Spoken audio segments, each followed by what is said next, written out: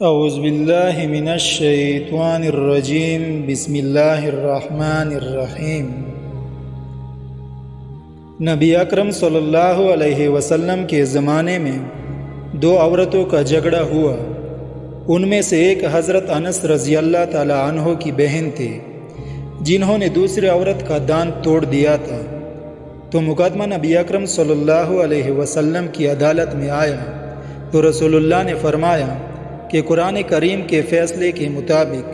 دانت کے بدلے میں دانت ہی توڑا جائے گا۔ چنانچہ جب حضرت انس رضی اللہ تعالی عنہ نے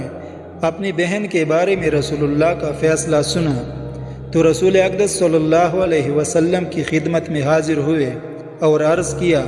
کہ یا رسول اللہ، کیا آپ چاہتے ہیں کہ میری بہن کا دانت توڑ دیا جائے؟ تو رسول اللہ نے فرمایا کہ ہاں، کیونکہ یہ قرآن کریم کا فیصلہ ہے۔ حضرت انس رضی اللہ تعالی عنہ نے فرمایا کہ خدا کی قسم میری بہن کا دانت نہیں ٹوٹے گا۔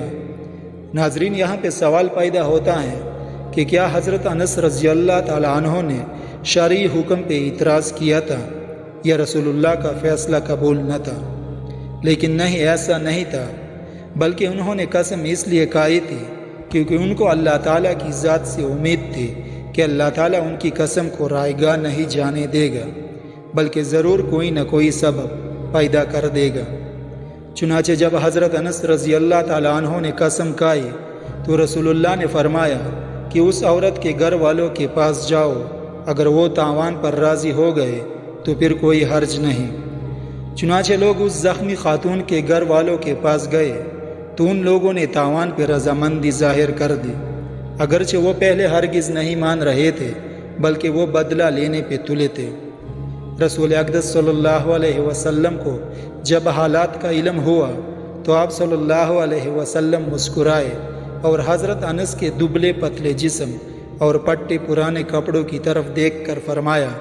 کہ خدا کے کچھ بندے ایسے ہیں، اگر وہ اللہ تعالیٰ کی ذات کی قسم کھا بیٹھے تو اللہ تعالیٰ ان کی قسم کو پورا کر دیتا ہے۔